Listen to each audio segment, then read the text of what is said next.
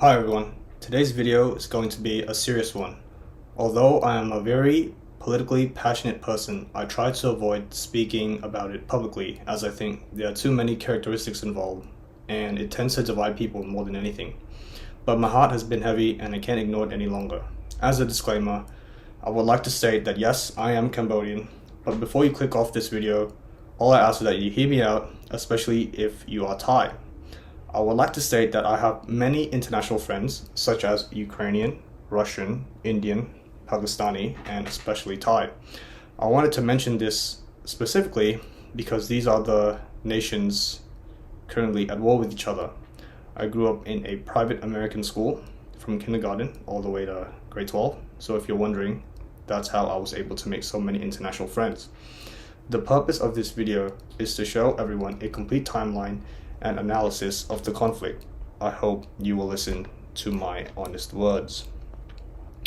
Let's start with the complete timeline of this conflict. We can trace this back to 1907 when France and Siam, which is modern Thailand, finalized a border demarcation treaty.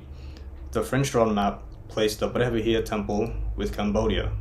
In 1941 and 1954, according to the Institute of Peace and Conflict Study, Thailand sent their troops to occupy the provinces of Battambang and Siem Reap, as well as the Brehvihir territory. Fortunately, in 1959, the case was taken to the ICJ, the International Court of Justice, and in 1962, it was ruled in the favor of Cambodia, stating that the territories belong to Cambodia, as well as requiring Thailand to withdraw their troops and return all relics and antiquities. In 2008 to 2011, skirmishes occurred at the border, and these places included, but are not limited to, Brehvihir Temple, after UNESCO designated Brehvihir as a World Heritage Site in 2008, causing nationalist tensions to escalate in Thailand. So, from 2008 to 2011, both countries engaged in armed skirmishes across the disputed temple area with casualties on both sides and trench warfare near the border. I want to mention this because it shows that this kind of thing has happened before. I would also like to say, and this isn't to bash my beloved Thai friends, I wanted to say since the International Court had already ruled that the Brehvihir Temple belonged to Cambodia, there was no legitimate reason for Thai soldiers to have had a presence there. They were not supposed to be there. You get what I'm saying? They've done this before. They shouldn't be here. Now, we are approaching the modern day present time.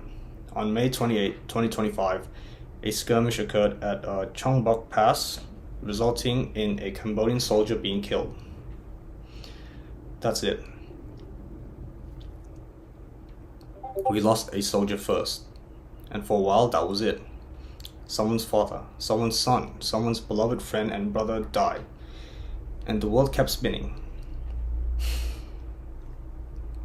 On June 18, a phone call between Thai Prime Minister, I'm not sure how to say her name, so I'll just show it. A call between the Thai Prime Minister and the ex-Cambodian Prime Minister, Hun Sen, leaked. In it, the Thai Prime Minister referred to him as uncle and criticized a Thai general, which ignited outrage in Thailand. The Thai Prime Minister apologized publicly. Now, before you attack me for the call being leaked, please remember, I'm not saying anything about this. I'm simply here to tell the world what is happening. I ask that you be more patient and open-minded and watch the full video. Subsequently, around late June or early July, she was no longer Prime Minister. Now, I'm going to refrain from the they started argument, the he said, she said stuff. So far, what I have done is give facts. The things that I didn't show screenshots for, they can easily be found, so fear not. First off, I want to start off with a question, and then I'm going to answer it with logic. No newspaper references saying that Thailand started it, none of that shit. I'm not going to point fingers, I'm going to use logic. The question is, why would Cambodia start the war first? Why in God's name would Cambodia attack Thailand? The answer is, well, there's no logical answer. Because if you look at the statistics and information, you see that Cambodia's population is around 3 or 4 times smaller than Thailand. Our defense budget is way smaller. Last time I checked for our defense budget, Cambodia's was around 800, 700 million, and Thailand's was 5 billion. They have more soldiers, more modern weapons, jets, tanks, etc. We don't even have one fighter jet. So why the fuck would we attack them first? Before you point your finger and say, haha, stupid Cambodians provoked us, please think. If you actually sat down for 5 minutes and thought about it, you should have arrived at the same conclusion, that there's absolutely nothing in it for us. There's nothing in it for us. Now ask yourself, what would the Thai military stand to gain? Consolidate their power? Especially in this time of political instability? Yeah? We'll come back to this topic later. Now that we have established that there's nothing in it for Cambodia to gain from a war, let's move on to the other things. The fact that Cambodia has repeatedly been calling for a meeting with the ICJ, the International Court of Justice, reinforces my point that Cambodia did not start the war, nor does it want war. Think about it. Why would the aggressor want to go to court? If he was the aggressor, there will be plenty of evidence against him. So why would an aggressor willingly want to go to court and be confronted with such evidence? Yeah, maybe Cambodia wants to go to court because they're not the aggressor. Thailand, on the other hand, has repeatedly turned down meeting with the ICJ. Think about that. They don't want to go to court. What could that possibly mean? And it's crazy because I have seen so much fake news on the Thai side saying that their government has been quote-unquote pushing for peace, whatever the hell that means. And what's even crazier is that their citizens believe it. Their citizens see their government refuse to go to court, ridicules us for submitting things to the ICJ, saying we're weak and crybabies and stuff, and still thinks their side is the one that wants peace, and we're the ones provoking them. We want to go to court because we want peace. It's not something shameful. It's sophisticated and mature. If Thailand wanted peace, they should go to court too. Another topic I'd like to talk about is the landmines that some Thai soldiers lost some legs to.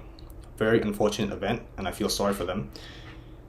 A lot of Thai people have been nitpicking this, saying Cambodia planted the mines and that's a violation of international law. Before I go off and say, how dare you talk about international law right after breaking the ICJ ruling that the Prevahir temple belonged to us, I'll touch on the landmines. There is literally only 2 points we can all come to here if we use our brains. We could even stretch it to 3 if thinking too hard makes your head hurt. Number 1, the Thai soldiers stepped on a fucking landmine because they were in our territory. This would mean it confirmed that they were somewhere they were not supposed to be. Our territory. In short, you stepped on a landmine because you were in our territory. Number 2, you stepped on an old landmine from the genocide era, which, as everyone clearly knows, there are still plenty of them. And the reason they all haven't been removed is because nobody fucking knows where they are. Because trust me, mate, if we knew where they were, we would have removed them a long time ago. There are literal signs in areas that are still unexplored which say danger, landmines. Now, number 3. We're stretching it now, by the way. Number 3. Cambodians planted them in Thai territory. This one can be debunked really easily with just logic and without the use of referencing any news articles. The thing is, if this is an area in your territory, you would regularly patrol it. If you regularly patrol it, how would we plant mines there? You would see us. You'd see us doing it. You'd literally catch us in the act. So how the fuck would we manage to do that? Furthermore, if we did that, that would sabotage our legal case of going to the ICJ. It's because we didn't do such a thing, such a brain-dead thing, that we still want to go to court. If we want to go to court and there's evidence of us doing that, why would we still want to go to court? Yeah. So, going back, it's either number 1 or number 2. Another thing I want to talk about is something that has made my heart really heavy. There have been numerous social media posts of Thai citizens literally assaulting people on the streets for being Cambodian.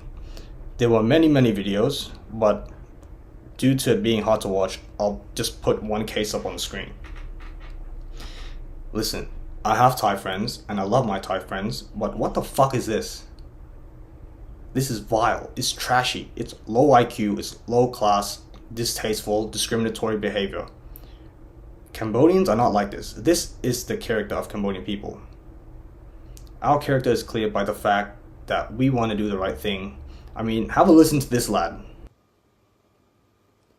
สวัสดีครับทุกคน ตอนนี้ผมอยู่ที่กัมพูชาและผมสบายดี ยังไม่มีเหตุการณ์ผิดปกติหรือคุกคามใดๆเกิดขึ้นนะครับ ขอบคุณครอบครัวเพื่อนๆและพี่ๆทุกคนที่แชทเข้ามาถามครับผม ผมเป็นคนหนึ่งที่อาศัยและทำงานอยู่ที่นี่มาหลายปีแล้ว ผู้คนที่นี่เป็นมิตรและให้เกียรติคนไทยเสมอครับ จากสถานการณ์ที่เกิดขึ้นตอนนี้ผมขอแสดงความเสียใจต่อผู้สูญเสียและครอบครัวทุกท่านนะครับ ทั้งฝั่งไทยและฝั่งกัมพูชา ไม่มีใครอยากให้เหตุการณ์แบบนี้เกิดขึ้นนะครับ ทุกคนล้วนต้องการความสงบสุข จากสถานการณ์ที่เกิดขึ้นตอนนี้ผมก็ได้แต่หวังว่ามันจะผ่านพ้นไปโดยเร็วนะครับ เพราะว่าพวกเราทุกคนจะได้กลับมาใช้ชีวิตตามปกติ ผมหวังว่าคนไทยทุกคนจะให้เกียรติและไม่แสดงความรุนแรงต่อคนกัมพูชาที่ไปทำงานที่ประเทศไทย เช่นเดียวกับคนที่นี่ก็ไม่เคยทำอันตรายหรือคุกคามใดๆต่อคนไทยที่มาทำงานที่กัมพูชานะครับ ผมขอบคุณอีกครั้งหนึ่งขอบคุณครับ